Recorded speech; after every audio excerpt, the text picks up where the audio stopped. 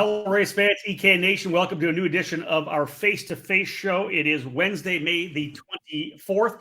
I myself, Rob Howden, down in Indianapolis. I'll be out at Indianapolis Raceway Park this weekend for the Carb Night Classic, part of the USF Pro Championships. David, of course, on the shelf for a couple of weeks, spend some time at home with the family before the next race comes up.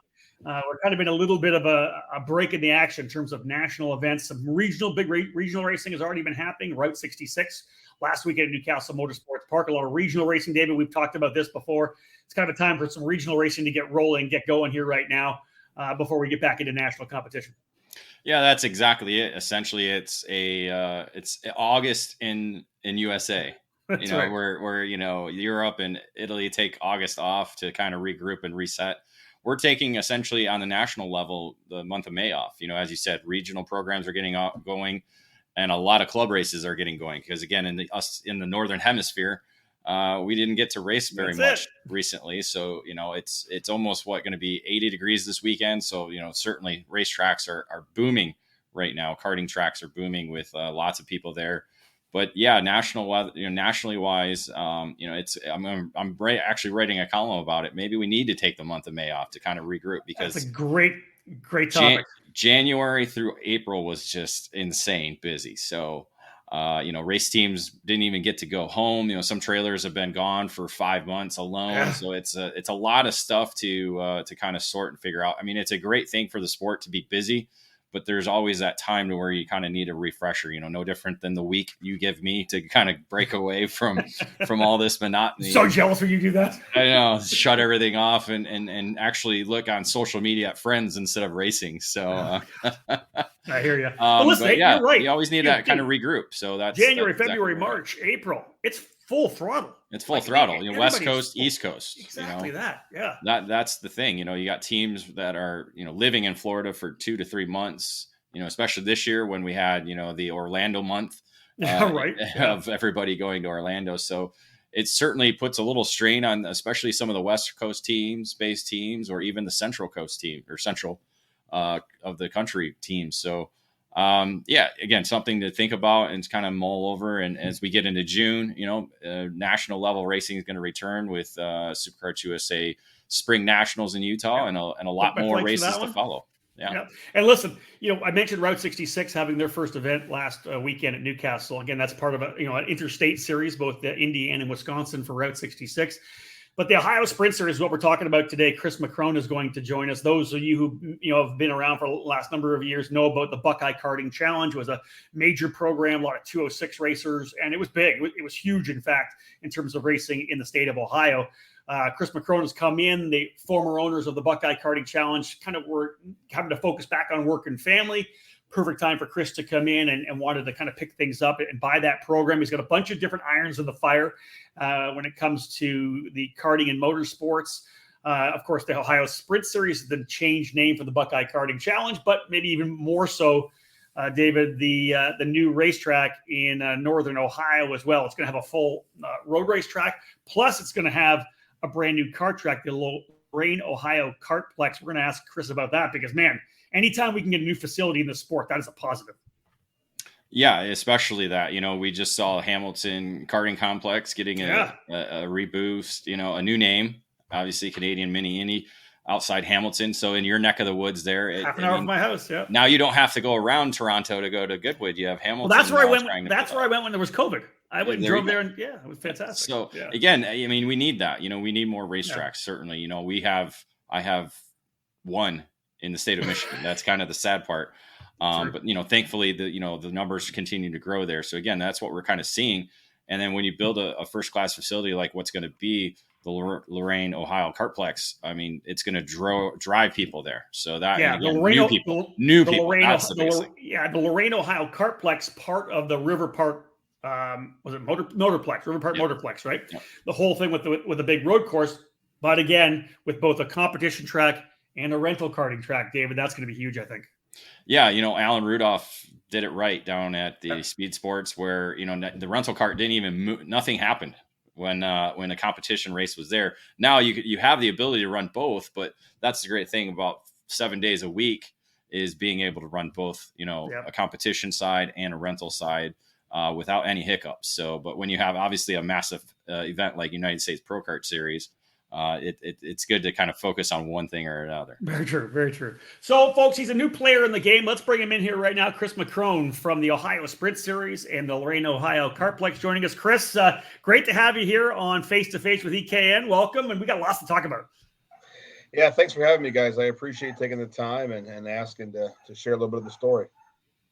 I feel like you're as busy as we are now. I kind of think all the races I go to with USF Pro Championships karting, you've been going to the Rotax races out west, part of the Trophy Series with Race Rotax. We'll talk about how Rotax is going to be part of the Ohio Sprint Series. You're building a racetrack as well. It feels like you're kind of like me, like 24/7, 365.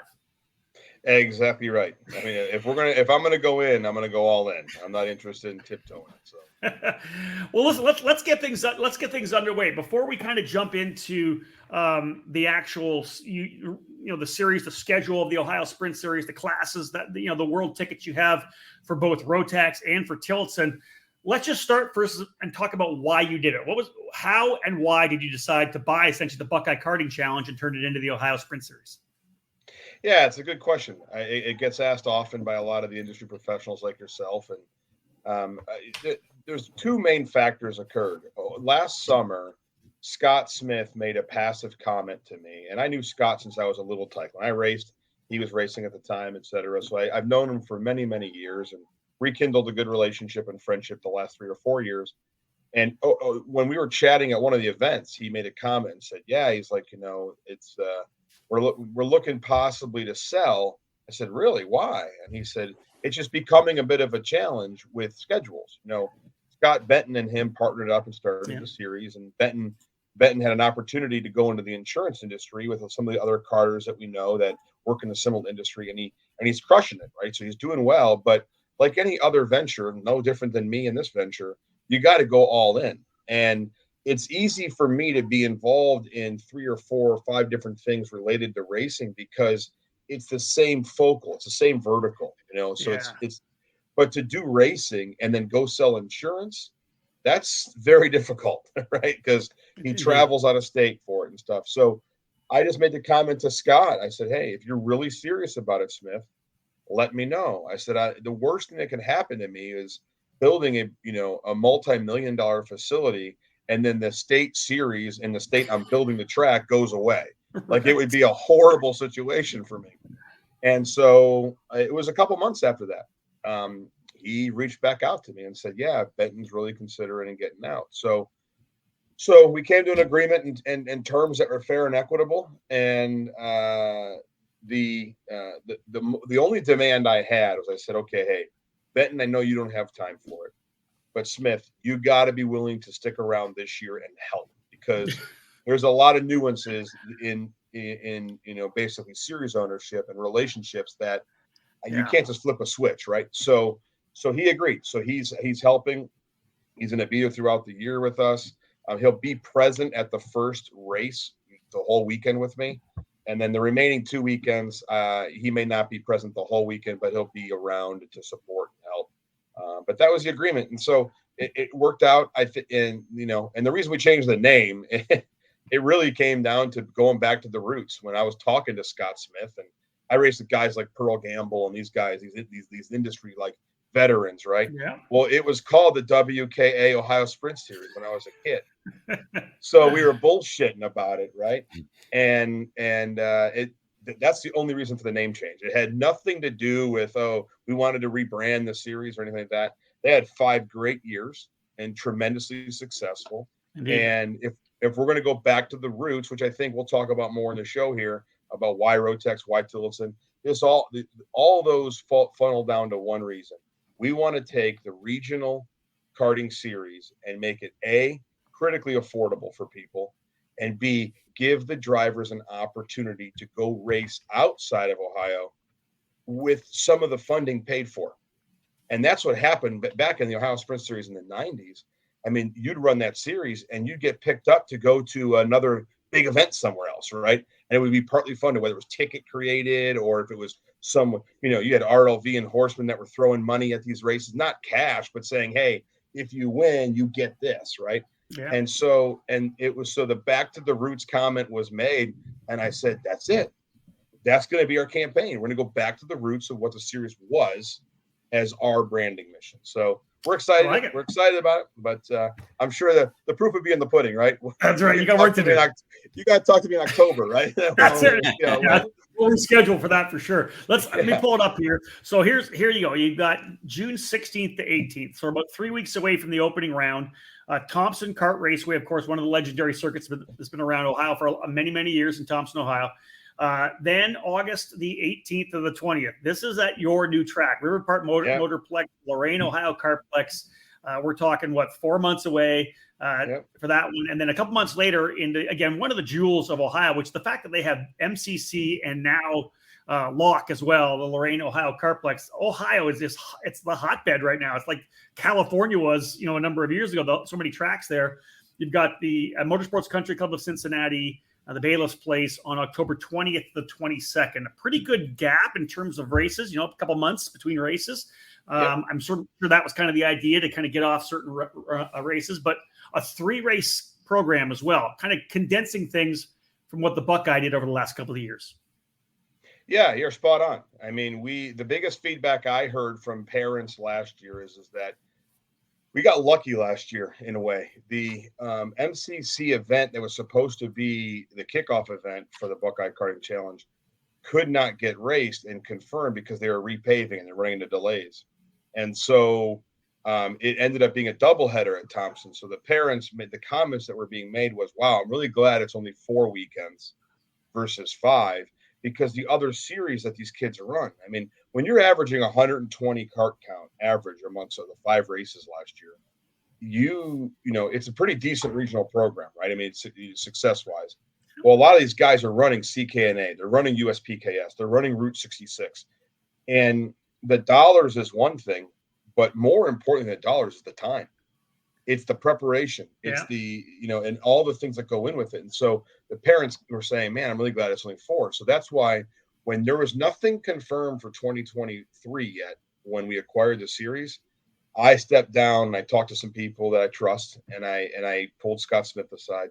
And I said, what if we do 6 races in 3 weekends? A double Saturday, Sunday, Friday practice day. I said 50% of our audience is already coming to the race. They're taking off of work on Friday anyways. They're pulling in at like noon, right? So they're already off. And so we didn't have any events booked and confirmed. So it was easier for me to try to manage 3 weekends to try to go more places. And it coupled with G&J and Camden, they're getting repaved this fall. So they had a shortened season to begin with. So September's their cutoff. There's no mid-September racing down there at all. So I'm like, hey guys, this is the opportune time to do this and try it and see what the feedback is. I'm not afraid to change it. Anyway, we move forward at the end of the year and say, hey, it sucked, Macron. You're an idiot. Okay, let's go back. More. Right. Listen, and I'm fine with Chris, that.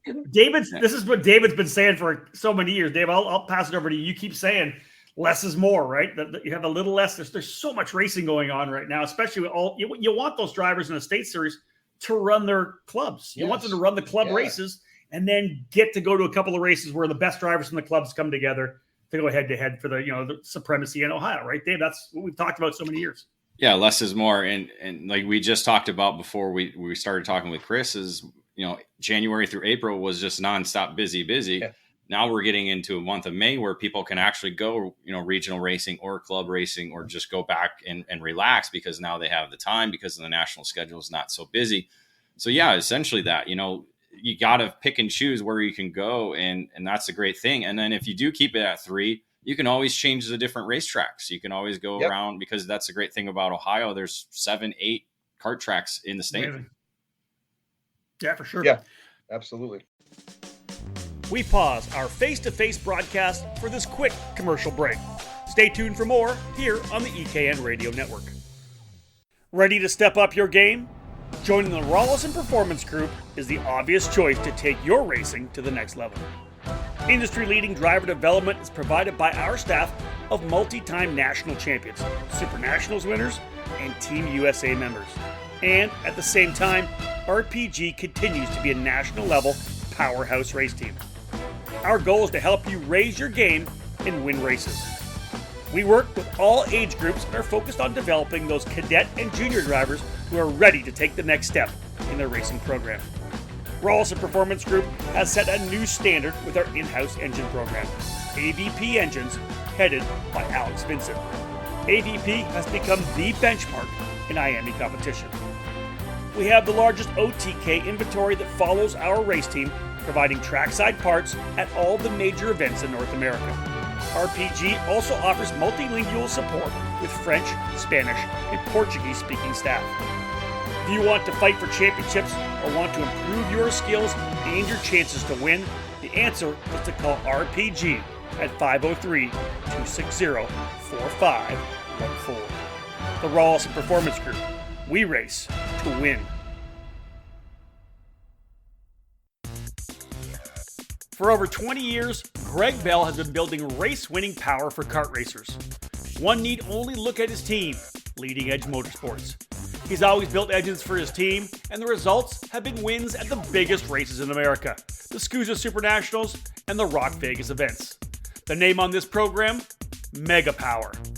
This year alone, Bell and Danny Formel teamed up to sweep the Rock Shifter class on the Florida Winter Tour, all on a Mega Power engine. If you want to win shifter kart races, it's time to put Mega Power on your kart.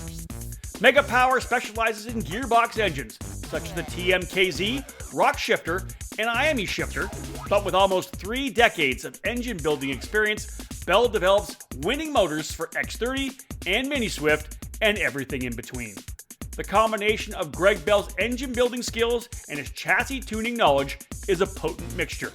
Greg's helped catapult many drivers to wins over the years, including Mercedes F1 star George Russell, who won the Supernats 14 in 2011 with Leading Edge Motorsports. Increase your odds of winning at this year's Rock Vegas or Super National events or throughout 2023 by calling Greg Bell today at 209-747-2613 to put Mega Power in your corner.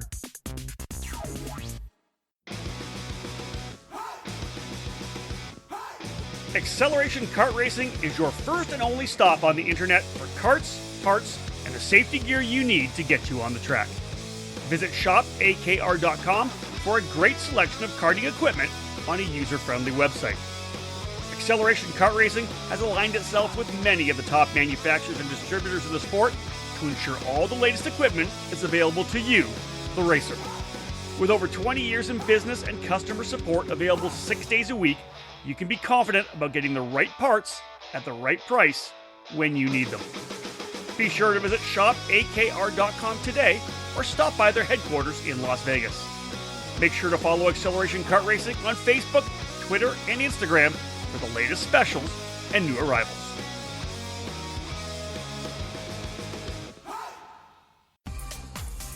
Welcome back to Face2Face on the EKN Radio Network. All right, Chris, we've rolled through the schedule, 3 great tracks, 1 brand new track that hasn't been built yet. We'll get to that at the end of the show. Yeah. Let's talk class structure. What are you carrying over from Buckeye? And then what are you bringing in? We've already mentioned Rotax. We already mentioned Tillotson. You're taking a different approach. We talked about this before we came on the broadcast. Different tire manufacturers, not one spec tire across the board. Give us a lineup for classes and maybe some of the motivation behind it. Yeah, so we absorbed what existed with Buckeye Kart. So they had sportsmen, they had junior, they had senior, masters, and 206. They had KA junior, they had Swift. I believe they ran last year micro, not mini.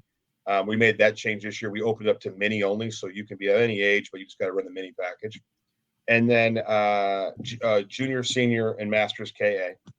And then they had a kid kart program last year, and then they had a shifter gearbox class, and they had tag and a couple other classes that really weren't taking off in our area. Yeah.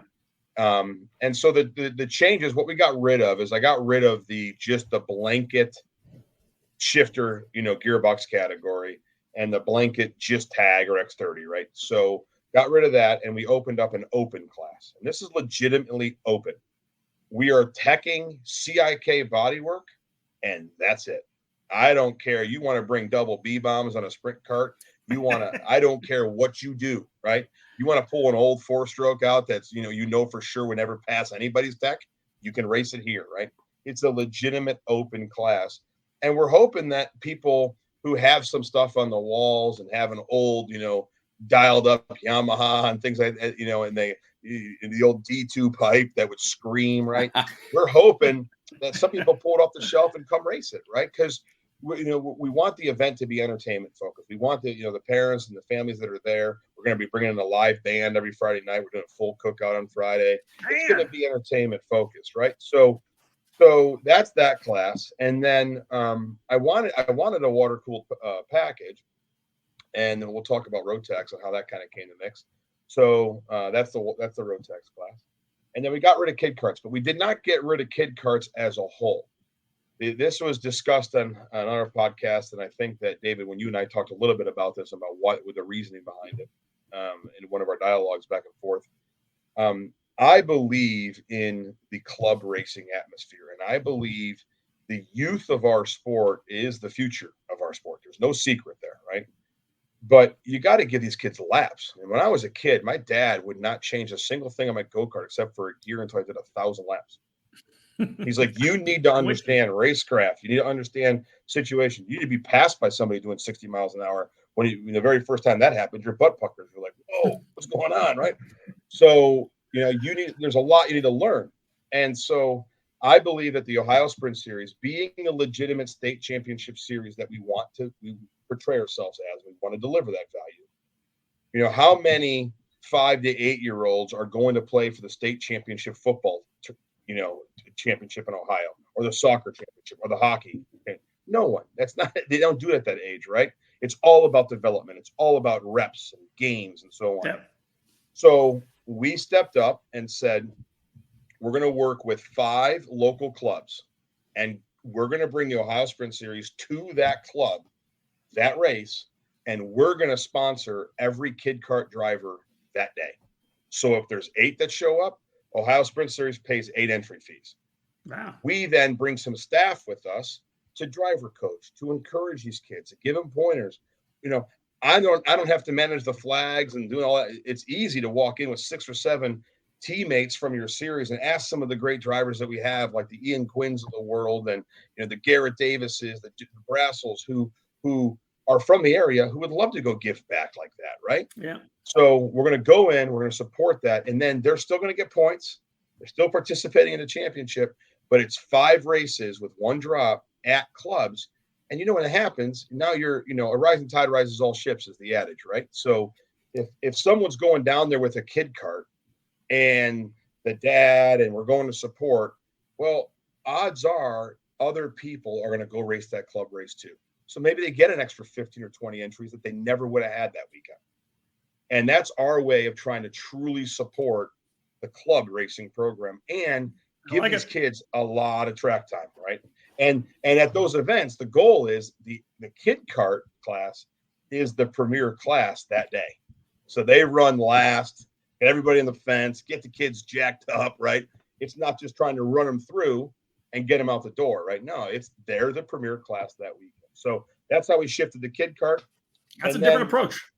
Yeah. So, and again, in October, we'll judge it, right? All right.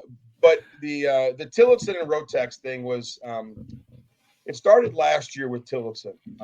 We began a relationship with them through Jake Motaz and Ryan Child down at Kart Rising, the importers in the East here. And with everybody having the challenges that they were having with the 206 stuff, I couldn't sell carts and I didn't have engines to put on, right? So it became a business decision to open up opportunities. And I really like the engine package. And then they have this thing called the T4 Nations Cup, which is a world final race. And what I learned is that, you can run regional series and they'll give a ticket for the class. So this year we're running junior and senior. And so it caught so much attention. We only had an average of 6 drivers that actually participated because it was so brand new. And people were like, whoa. But at the end of the year, everybody was like, this is unreal. Like, you actually gave a full ticket away to go to Spain. And we're like, yeah. And Tillotson stepped up corporately. They gave second place a 50% ticket, and then third place almost like a 30% ticket. So you had Hunter Perry, Ian Quinn, and Elida make it to Spain, and it was an amazing experience. So I saw it as an opportunity. I'm like, okay, we want to continue with that program, but then Rotax came up, and I met with Jim and John Giacomelli, and I never raced a Rotax engine, so I have no personal experience. I got no affiliation whatsoever. It was strictly, hey, they also do this world final, and it was such an amazing experience in Spain. I asked them, I said, hey, can we run the Rotax in our series? And they're like, absolutely. And I said, well, I want some support. When they do it a little differently, they have a U.S. final race first. Yep. But they're willing to pony up as the Rotax West or East series does, where if you win the class, you get a fully paid ticket to go to Indianapolis or run Newcastle.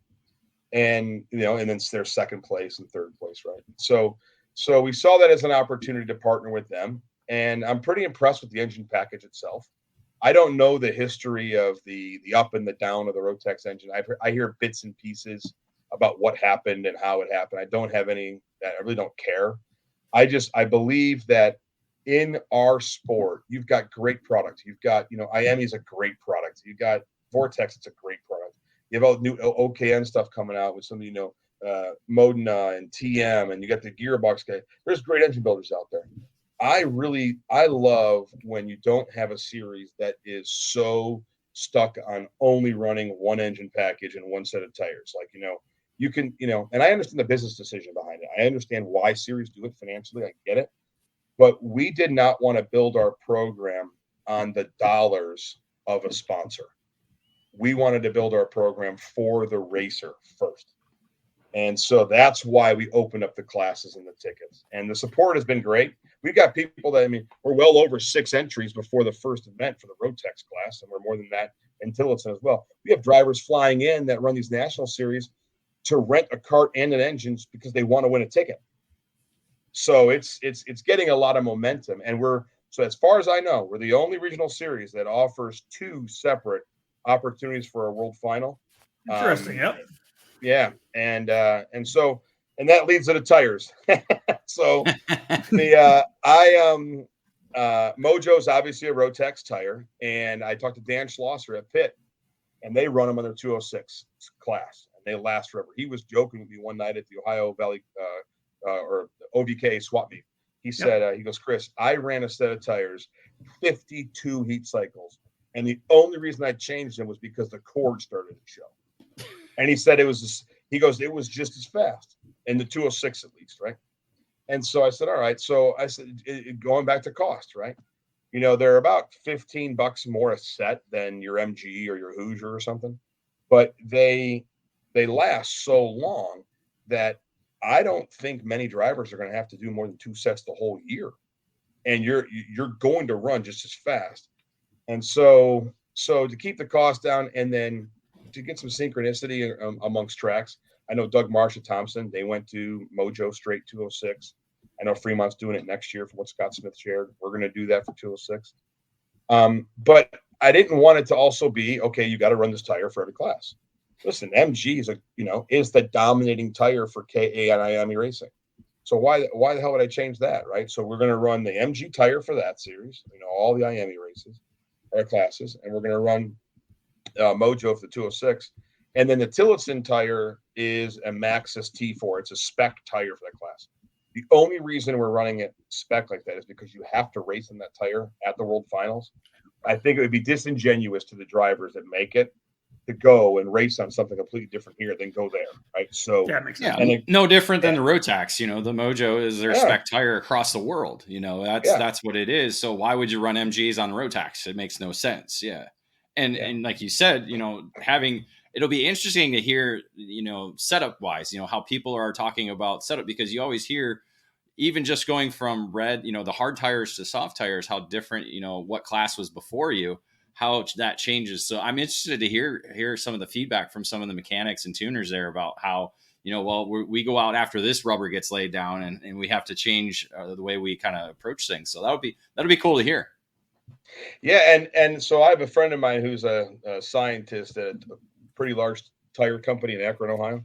And he was reading all the data sheets for me. And he said that the Mojo tire has more raw rubber material than any other tire we're running. So when you hear these stories, right, that, oh man, we're in Vegas and I'm walking out there and I can't, there's no rubber left in the track at all, right? And I don't know if the compound has changed at MG. I've got no idea. The bottom line is it's a spec tire, so everybody's in the same problem that you got. It doesn't matter. But when the Mojo, when I was out at that race in Phoenix and Tucson, I mean, at the end of day one, you walk out there, your shoes will stick on the actual pavement. They put down some serious rubber.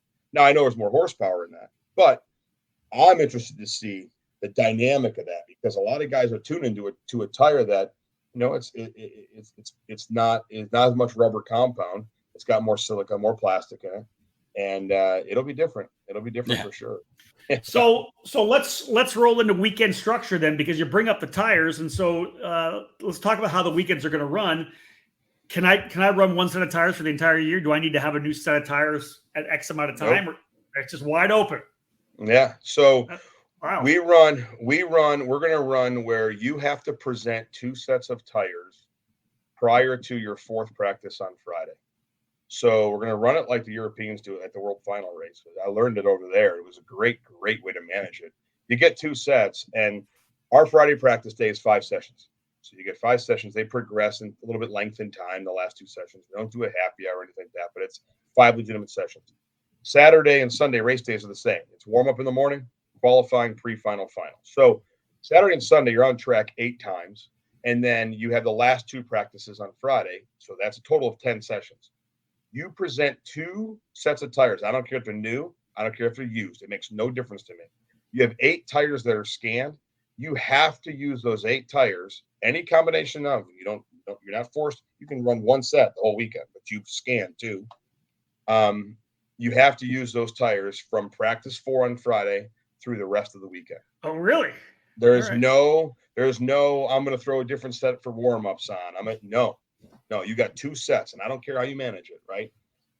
And the goal with that is to, in my opinion, cost. I mean, you go to some of these races, and people say, "Oh, well, it's a spec tire." Yeah, but if it's unlimited on practice day and it's unlimited in morning warm-ups, I mean, people go through 4 sets of tires at a club race. Some people are crazy, right? Yeah. And I don't want to say to somebody, "Hey, to compete on the tire, you need to drop $1,000 this weekend." No, I'd rather say, okay, in the 206 classes, you're gonna spend $500 in 2 sets, and you can keep them all year. It doesn't matter, right? Yeah. And you can go buy a used set from the guys in pit right now as your practice set. I don't care, right?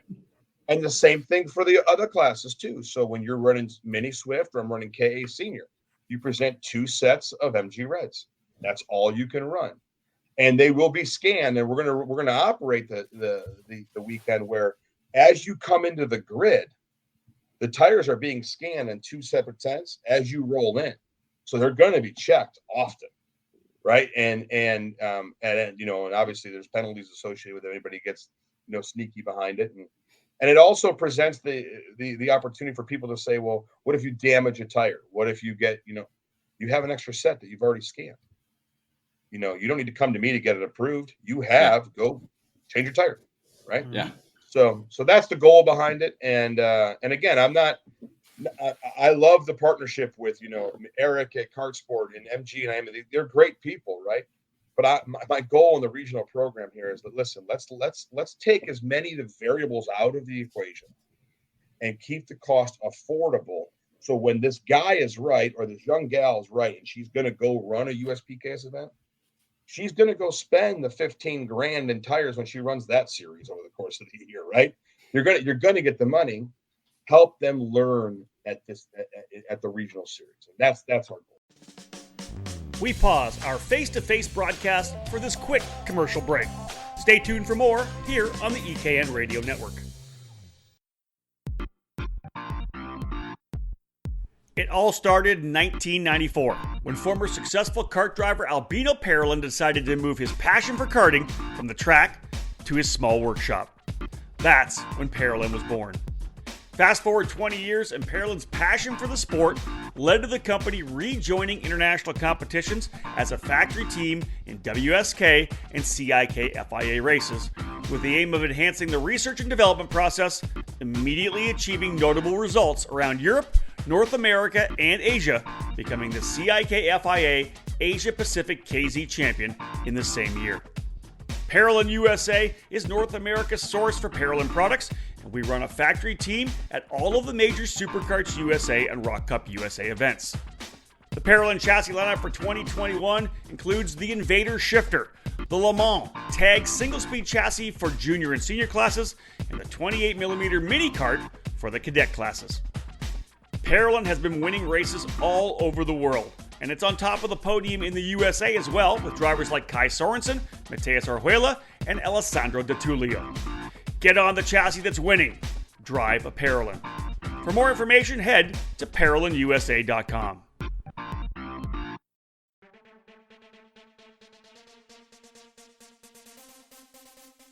Fast, fair, and fun. Ignite Karting offers you all of that at an affordable price. Ignite Karting utilizes the spec Margay Ignite K3 with a Briggs & Stratton 206 engine and a Hoosier R80 tire. Everyone in the junior, senior, and masters classes compete on the same Ignite K3 chassis, which puts all the emphasis squarely on driver development. Additionally, Ignite Karting is accessible at the local, regional, and national level. Special events for the 2023 season include the Ignite Majors, which begins with the annual trip to the Daytona International Speedway as part of the WKA Daytona Kart Week as part of both the sprint and road racing events. Those in the Midwest can enjoy the regionally based Ignite Challenge, which just finished up a record-setting season in 2022. Local club programs have also been established in other states all across the country, from Idaho to Texas, Nebraska to New York, with more tracks and clubs joining the Ignite Karting program. Be part of fast fun and great memories with Margay Racing at an Ignite track near you. All information on Ignite events and Ignite Kart packages, including dealers in your area, are available at ignitekarting.com. Get off the couch and out onto the track in 2023. Ignite Karting. Fuel your passion.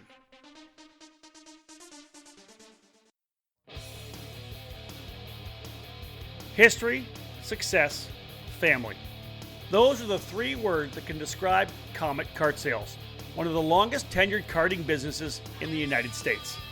The family-owned operation located just outside of Indianapolis has provided karts, parts, and services for thousands of racers in the near 6 decades of business. Their online store features everything you need, continually adding new parts to their product line. From full karting packages, new engines, spare or replacement parts, and safety gear, find it all at CometKartSales.com. Their Comet Racing Engine service has won multiple major events and championships over decades of karting and continues to offer the best trackside service in the industry, specializing in IAME X30, IAME Swift, and other 2-cycle power plants. Make sure to head to CometKartSales.com or call them at 317-462-3413 to be part of the Comet Kart Sales family today.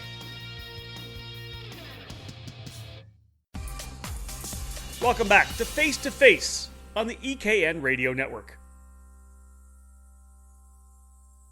Yeah. I like it, Dave. Real quick on the tire thing before we get more into series details. The T4 Maxxis, I didn't really talk about the how does that tire perform? Is it comparable to other brands and compounds out there right now?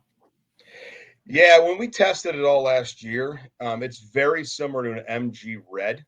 Okay. I would say it's probably a little harder, than a Red, but when it's warm out, it performs exactly the same as a Red. Yeah, so that's good. Yeah, temperatures. So it's good to kind of because they're all three are very similar in that aspect. Then, because I think the D2s may be a little bit more softer and has a bit of better performance, but that's good to hear. Going back into the series details, have you confirmed any of the key figures that are going to be working there for this season? Yeah, so that's one of the things that I was pretty adamant about is we wanted to regulate the the staff. And if I can have my goal is if I can have 90% of the same people at all 3 events, I would call that success this year. And so we do have a pretty dynamite team. So our race director is Nick Cotton. Nick raced locally here. He's from Great Britain. Raced for quite a while. He's got a great demeanor, cool head, knows the sport well, and he doesn't run the circuits, right? No, he's got no influence with anybody, and no one has any influence over him, right? So we're excited about him taking the helm as the race director. We have Gnarly Carly from the Stars doing the photography, right? So she'll be at our series. She'll be helping the registration on Thursday night and Friday, and then jumping onto the track, taking all of our photos for us. We have Tech is the one that we're finalizing right now, because the gentleman that we're working with, I'll keep his name out of it for now. He's got one weekend conflict, so I'm working through some logistics there, but it's a name you guys would all recognize. And then Kevin Greer on the timing and scoring. So he's a veteran when it comes to timing and scoring, and we've engaged him to not only facilitate all of our timing and scoring, but he's actually built a system that runs on the 2 different scoring platforms, right? So you've got 2 transponders that operate in karting. His system will actually pick up both those beacons and run it with Alpha Timing or Race Hero or Race Monitor. So he'll be facilitating that. And then the rest of the team, it'll all be published actually here next week. So yeah, I don't want to steal the thunder and make the announcement yet. Yeah, so it'll be published there. Yeah, they'll all be there, and from flaggers to the tech people and our registration personnel, but they'll all be the same. And we're running the CIK light system in all of our races too. So much like the Stars National Championship Series, we're not going to have many corner flaggers. You're going to have track marshals, working out there, but we won't have to have actually people carrying the flags. So we're excited that it gives the regional person a little bit of the flavor of what some of these other series are going to be doing and how they operate. So we're excited about having the technology there too. Right now, folks, you are watching our new Face2Face show with Chris McCrone from the Ohio Sprint Series and the Lorain, Ohio Kartplex. You may be listening to the podcast right now. Of course, that will be on the ECAN Radio Network. Chris, you talked about the schedule, the class structure, people we have working. You mentioned to us before we came on the show some intricacies of how you're actually going to run the weekend a little bit, and some other things going. So, how is the schedule lined up for these races? And then we're going to go on and talk about the potential for a state final and the Ohio Kart Week you're putting together. Yeah. So the only functional change that we made to the actual operating schedule that is worth it talking about is qualifying. Our qualifying is going to be 6 laps qualifying, so it's not a time session. You go out, you're first, you leave the grid, you come get the green flag, you get 6 laps. We are going to take your best 3 laps and average them for your qualifying order. We were kind of modeling this over. Everybody has an opinion on this, right? P-pick, qualifying, stagger, right. This, run an extra session for the top 8 guys and all this other stuff. And I frankly, I like all the ideas, right? They're all good ideas to try. And we landed on the concept of an average because the number one complaint I get is, oh man, I got screwed. Someone ran me off the track. That's right. So broke the track. I was on a flyer. Yeah, right. Yeah, exactly. My trainer wasn't on. Yeah, right. Yeah. I don't know what flyer you were looking at, but it wasn't a flyer on the stopwatch. No, so it eliminates the excuses and says, okay, if you're truly as good as you think you are, post 3 of them. And, you've got to manage your tires, remember? So you've got 2 sets. This is, this all goes into the game, right? So that's the concept we're going to try this year. And again, this is another October moment, right? We're going to find out what happens. Well, right? I mean, Chris, to back that up, the greatest spectacle in all of racing does a 4-lap average. Why not follow that race that we're going to watch this Sunday? That's very true. I mean, that for myself, that was probably the most dramatic qualifying weekend we've ever seen in Indianapolis 500 history. And just because everything was so tight. And, you look at a lot of these classes where you have, the fast lap within a 10th or 100th of each other, or even 1,000th, You know, you got to do that 3 times in a row. Like that could, you know, it's certainly going to make qualifying that much more dramatic. Yeah, and especially saying, Dave. What's that? Got to give 3 good ones. Yeah, right? Got to give me 4 good. Got to give me 4 good ones. Yeah, got to get 3 good ones. I love it. But the great thing is the parents won't know watching their phone.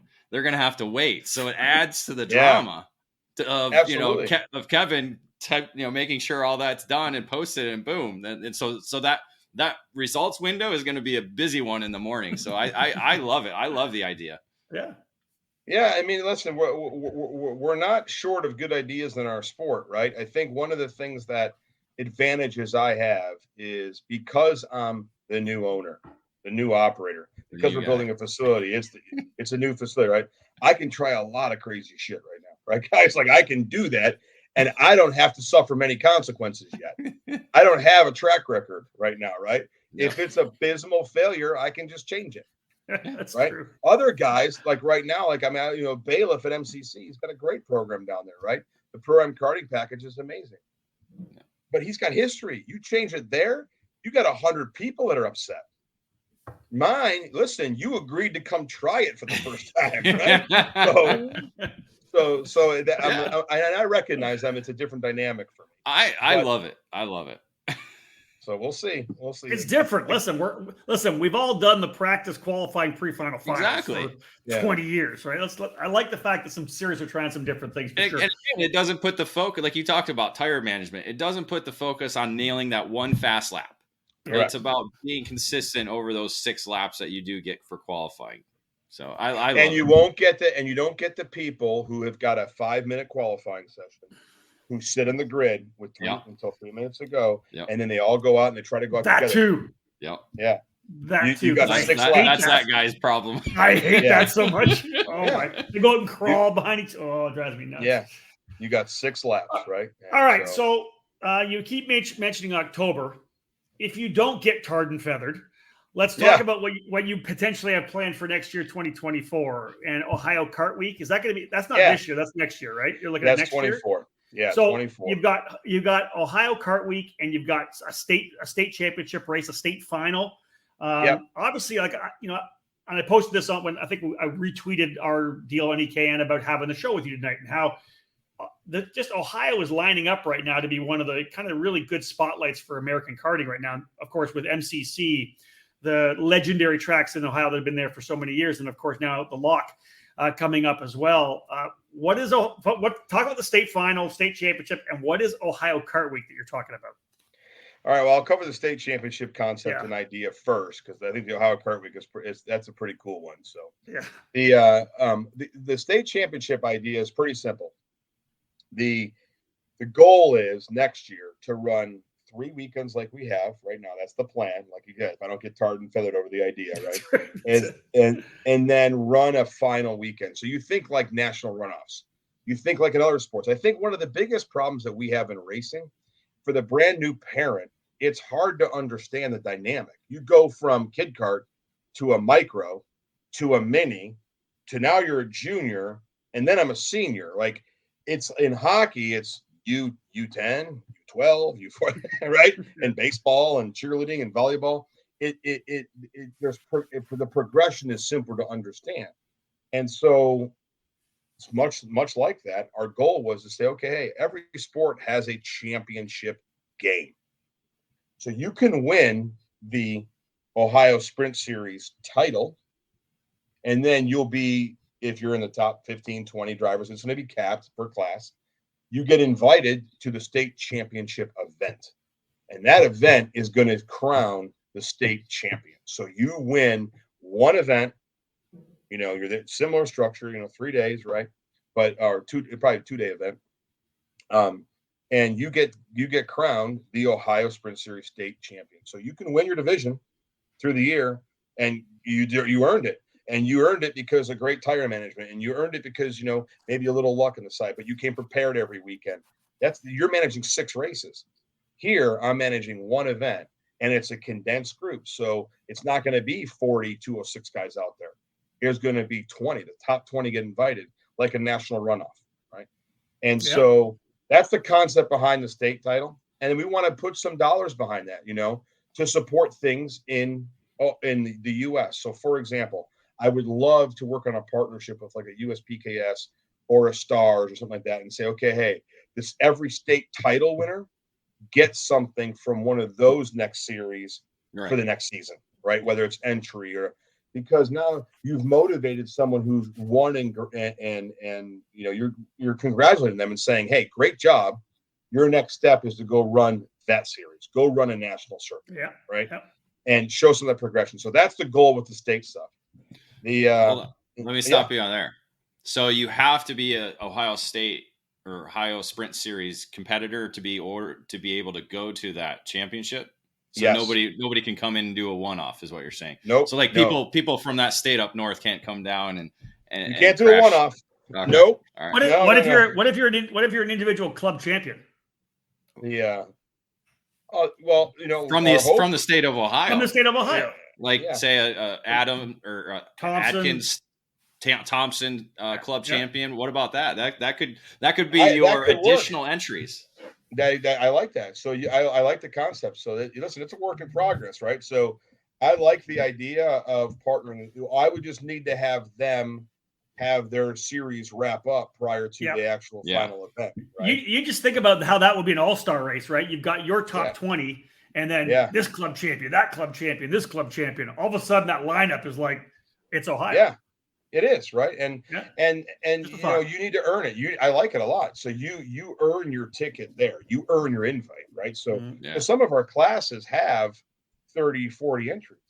Yeah. Right. Well, and that's hard to manage. You guys know that. I mean, put those guys on a 4/10 mile road course. It's a mess, right? So you got to manage that. But now you're saying, hey, it's the top 20. I earned my ticket to go. Go up, right? It's a big deal, you know. And like in other sports, right? You got to earn your way to the final game, to the runoffs or whatever. Agreed. Yeah. So, all right, I like that. I'm going to make a note of that one. Thanks, guys. I like that. Do it. I'm there for you. Okay, that's a freebie. One of the things I love, I get flow racing because one of the things I love watching is Indiana Midget Week. Yes, I love watching it every night. I'm watching Indiana Midget Week that week. I love it. Ohio Kart Week. This is interesting. It's thinking outside the box. I love it. Give us your thoughts on Ohio Kart Week. How would that play out? Yeah. So you look at, like, you know, we're having Kart Chaser come in this year, and like, you know, one of the coolest things of that Super Nats, when you and Xander were calling the show on the shop, that my kids were back home and they were able to dialogue with me in text, and it's opened up the sport so much, right? And the next challenge that we have in karting is that our weekends are long. You know, grandma, you know, can't come in and watch, I'm going to watch Johnny race. Well, you know, he may have his first pre-final at 11, but he might not be on the track again until 4:30, right? So there's this huge gap, right? And so, you know, the concept and the idea was, how can we garner attention from other Ohio individuals, fans, motorsport heads, right? But let them know about our sport. And so we're spitballing this idea, and I said, you know, we need to do like a sprint week, you know, like Ohio Sprint Week, where, you know, you've got carts every night and you bounce around. So the concept is you start Friday night. Maybe we start at G&J, right? And you're doing it in the summer, so even if the track doesn't have lights, you're still good until 9:30. It's not dark yet, right? Yep. So you run at 5:30 p.m. and you get hot laps. You get 5-6 laps. It's hot lap warm up and qualifying combined. So not 6-lap qualifying, take the best 3. This is legitimate, post your best lap, right? Top 5 get positioned on their qualifying, you know, speed, and then 6 to whatever is speed pick. It's a pure draw, right? And then you go to a pre-final and final. And we've mapped it out such that you can do 6 legitimate classes. And we go the southern area of Ohio would run Friday, Saturday, Sunday, Monday. They'd run Tuesday a final as well. And then the North would also run Tuesday as well. It would start the North Series. So tracks in the South, MCC, G&J. You can call Port Washington or Adkins Raceway. That may be South, that may be North. I don't know where it will fall. But you've got 3 or 4 tracks. You can run a couple different configurations at them. And they get in and they get out. And it's a lower barrier of entry. We're not looking to charge $45. No, $20 an entry for the night, get some corporate dollars behind it, and have the TV crew run the whole week. And so we're trying to work with Bally Sports Ohio and some other networks to actually maybe not show it live, but show the features of every race in Ohio. And then on the following Sunday, so now you've got 5 events in the South, five events up north, and then Sunday is the championship Sunday, where now you have all the points, South, North, etc. And again, this event is a qualifier. We're only going to have capped 20 guys per class, etc. You need to be in the points to make it to championship Sunday. Damn. And so we're believing this could be a big one. We think that it can help change the sport in a way that draws attention. And we can do, the finals are, if it's edited, it's 30 minutes. So you can get the TV programs around here to buy in Ohio, where some dollars and stuff, that's affordable to put on TV. Yep. Right? So now you've got, at 10 o'clock, they're going to go live with, MCC, Monday night, or Tuesday Night Thunder from G&J, whatever we're going to call it, right? They're going to go live with those races and broadcast. And so that's the second piece that I think that we need help in our sport is get it to where people recognize, like motocross, get it to where people can actually see what we're doing. And so that's the concept came from. And we've talked to some corporate sponsors already. We've got some people that are willing to come behind it, and big names from Ohio. I mean, Ohio's got a lot of Fortune 100 companies. Some of them serve the motorsport marketplace. And so that'll be a lot more information to come, but I hope to have it completely announced by December. And that's outside the box thinking. I like it. Yeah. So that's the goal. Again, next October, we'll see. It's a good idea, right? I'm telling you what, I'm going to start looking at RV rentals because that sounds like a blast because, haul a trailer, Yeah. and I feel like Brewster Baker. I won't have a 6-pack with me, but I'll have a different type of 6-pack with me for after the racing's done. But that just sounds like again, it's a vacation for karting gearhead. Cole, we need the Majestic Flyer again.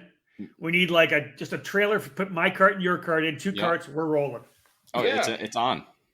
And so and to help with the travel, you look at down running the South Series. You'd have Friday, Saturday, Sunday, Monday, Tuesday.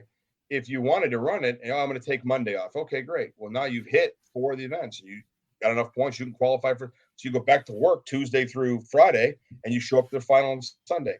The North guys, they run Tuesday through Friday, and the tracks up north are all only 45 minutes to an hour and 15 from people. So you can get there by 5:30. You don't need to blow the whole day off, right? And then you'll get the crazies like you two who do make it a vacation, and they'll run the whole thing. We work in the RV. Yeah, we'll work in the RV during the day, and then once hot laps start, it's like, all right, shut the laptops off. Let's go do our thing. What? Yeah. I mean, we'll have to hire somebody to work on the carts because we're terrible at that. But well, you are terrible at that. We know that. Wow. Well, we pause our face-to-face broadcast for this quick commercial break. Stay tuned for more here on the EKN Radio Network.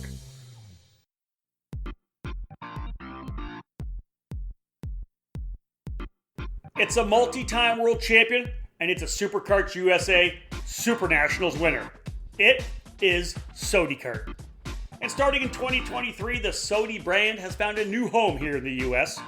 Sodi Racing USA is the new exclusive importer of the Sodi Kart chassis line under the karting distribution banner, led by industry veteran Terry Germanovich. The French manufacturer Sodi Kart is a leader within the karting industry, offering a wide range of products and services. The Sodi Racing chassis line offers product in classes from Mini to KZ, all based on years of development and championship seasons around the world. Sodi Racing USA has already begun establishing its dealer network, working with the Karting Collective on the West Coast, and recently signing PK Sport to serve as a dealer and the official race team on the East Coast. Visit Sodi-Racing-USA.com to learn more about the Sodi Kart chassis line or call 954-634-5111 to become part of the Sodi Racing USA network today. Sodi Kart, the world leader in the karting industry. Are you ready to go from karts to cars? Since 1975, the Skip Barber Racing School has taken great drivers and made them champions. Today, we're proud to welcome the next generation of winners. Make the transition from karts to cars with the Skip Barber Formula Race Series. You'll compete at the most iconic tracks in America. Race weekends include your very own equalized Formula 4 race car, a professional crew, expert instruction, video and data analysis, hospitality, and more. This is the place to fulfill your dream of becoming a champion. Sign up today by calling 866-932-1949 or visit us at skipbarber.com. Made in the USA. It's not just a statement, it's the mission at Factory Karts of America.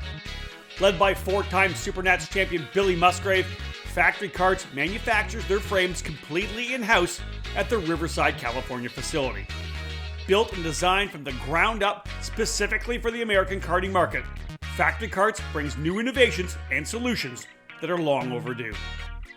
Factory Karts bring together the highest quality materials to produce a high-performance, long-lasting kart that has been designed and perfected from 3 years of development, with a focus for a big push across North America in 2023.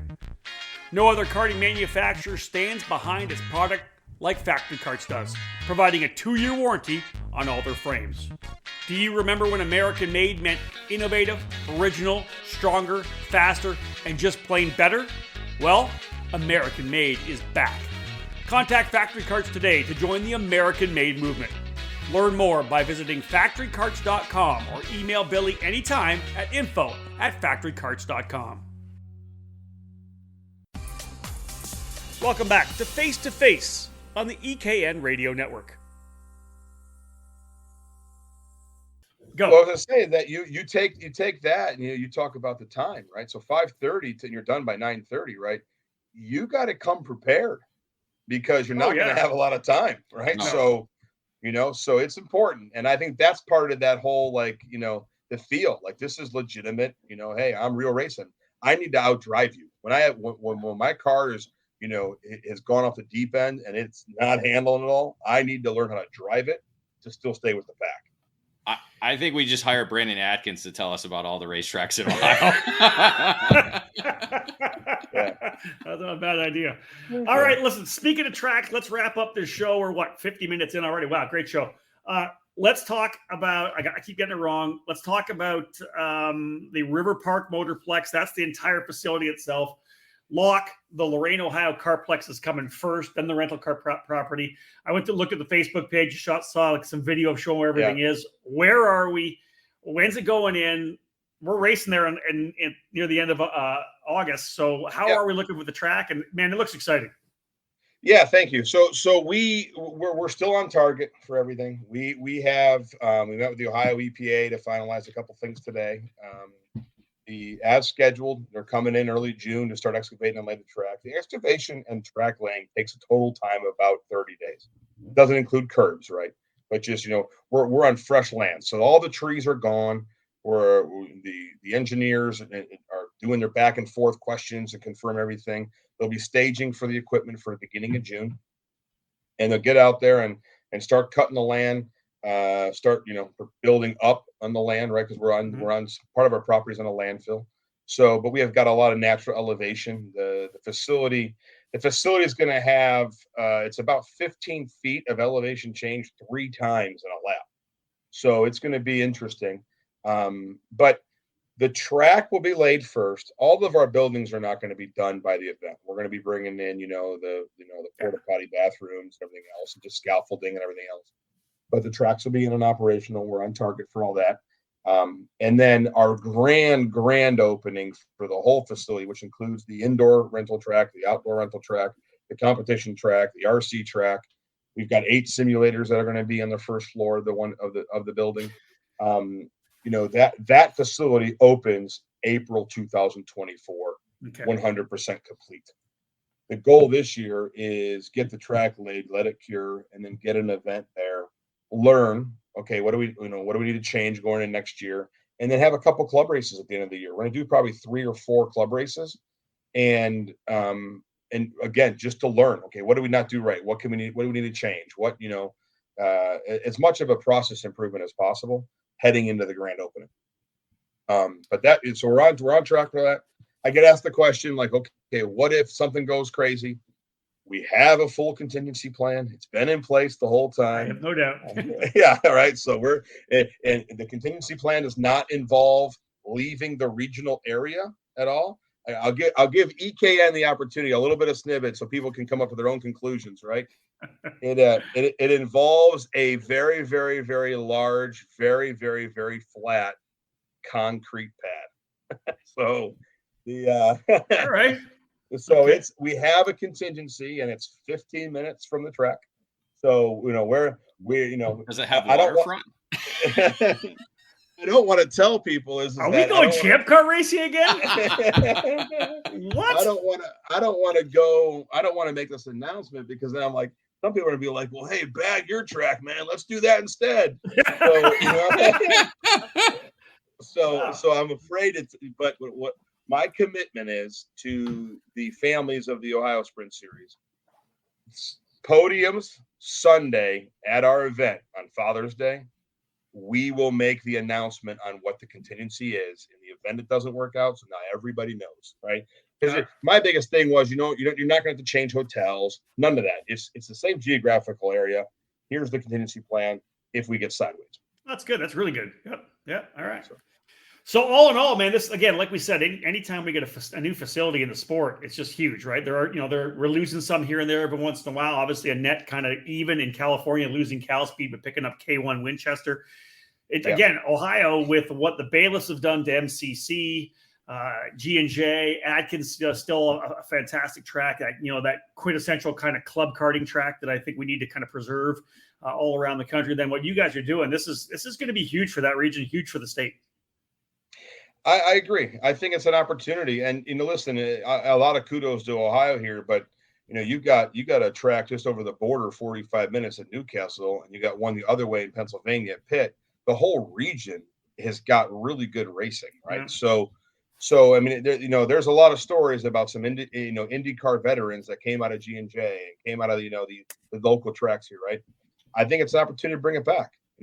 We have one thing that, granted, down south in Florida and Texas, you can run 12 months, pretty much no problem, even GoPro, really.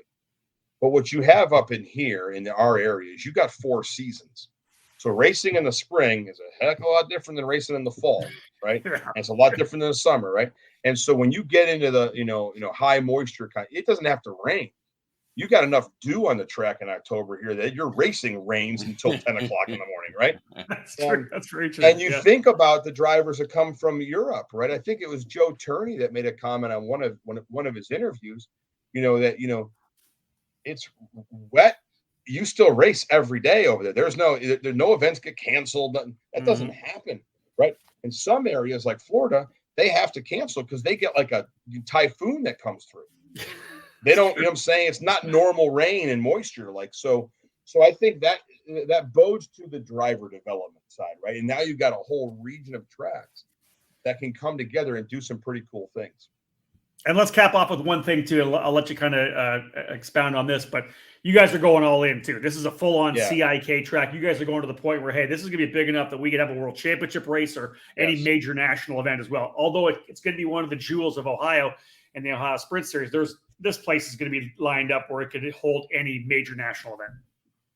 100%, Rob. I mean, I'm actually flying to Switzerland, to Geneva, to meet with the FIA to make sure, because the ASN is ACUS out of Florida right now, and they've never done a kart track yet. So Mike Burrell has actually been a big help. He made some introductions for me and such, and some other guys, and so I'm flying there to meet with them to review our plans. They're doing the whole dramatization of the facility and testing everything, because we're going to get a level 1 certificate. So it will be able to hold any world final, any karting final for any series. That's the certificate that we want. We want to have some big series here next year. And we'd love to have some big finals on a world stage, which is in discussion, but that stuff takes time. But I expect by the fall, we'll have a few series that that you guys all recognize, that they'll have the lock on the schedule for next year. Level 1 track, running Rotax. Maybe. Chris, let's wrap things up. Any final words? Obviously, you're excited. You're a couple of weeks away from getting things underway. That first race is obviously going to be big. People are excited, I have no doubt. Just any final thoughts? Yeah, no, I just appreciate you guys a lot. I really appreciate what you guys do for the sport. You guys you're huge ambassadors, and I think this type of media right now these are the needle movers in our sport. I often say, you two, Rob and David, Xander. I mean, you guys are hands down probably the biggest needle movers of our sport at this time, and I think it's our job. Now it's the track owners, it's the team owners. We need to step up our game and start supporting the club level through to get more people there. And I, one way to do it is this whole TV thing. If we can get more people watching it, more people will come along and participate in it. So that's our job. You guys are doing your job. So I really appreciate what you guys have done and what you're doing. And we have to take some ownership of this one too. I like it, Chris. Thank you so much. As soon as you get that Ohio Kart Week date, let us know so David and I can book an RV. We're going to roll. Yeah, I think it's going to be a team holiday. Bring the ladies down, have some fun. Yeah. Chris, thank you so much. We'll get you back in October. Hopefully you won't be tarred and feathered. Thank you. Appreciate that. Yeah. All right, man. Folks, that is Chris McCrone from the Ohio Sprint Series and Locke, the Lorain, Ohio Carplex. David's phone blowing up over there right now. Somebody probably trying to. Yeah, sorry.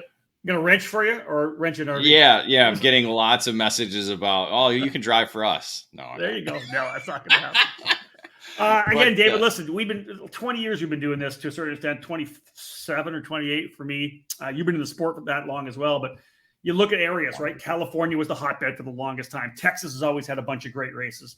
Florida, all these areas, the Pacific Northwest.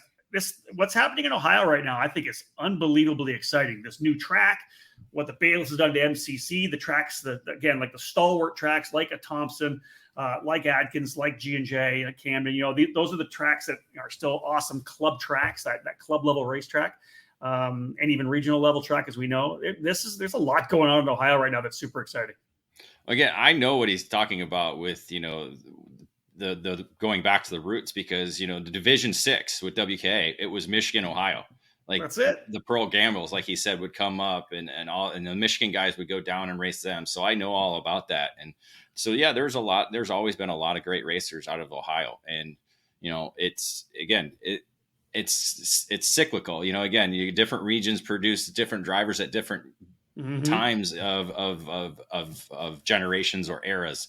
And so, like he said, we got to start producing a little more. I think but Graham's the last Ohio driver right now. Then I don't even know if there's any NASCAR drivers from Ohio that are in there right now. So I don't follow enough to know exactly. Yeah. So yeah. But in the past, you talk about Hornish and all these other guys that were coming out of Ohio. And so, yeah, you have a bit of pride, anytime I see a Michigan driver, making his way up through the ranks, I take pride in that. So again, I like that feeling. And again, he's got a lot of out of the box ideas, which is great. Yeah. I mean, that's always what we need, because again, if it works, it works. If it doesn't, we try something different or go back to what works, and that's the great thing. You try not to stir up a lot of stuff, but sometimes you got to think out of the box and come at with a different idea. And Buckeye Karting Challenge did that with the P-Pick at a regional level. Again, we talked about that when it first started.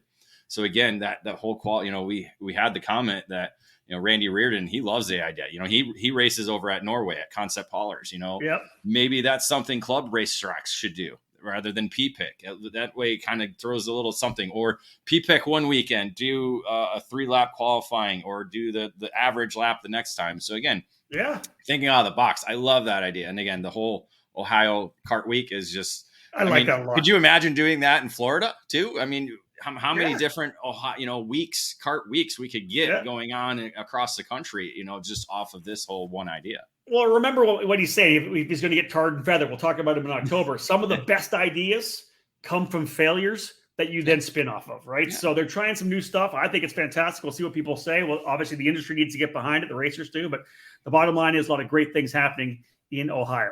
And one more thing too about the track build is, they're going to build the actual racetrack itself, try it a few times. If it doesn't work, they can change it and get it done before the winter comes again. So I love that concept. That's something I don't think we talked to them about before. So to hear that, I love that idea, because again, you may think it looks great on paper, but until you actually put a car down there, you might not know. So and the race well. Yep. It's a great way. And then once you get the track set, then build around it. So I love that concept. Not bad, right?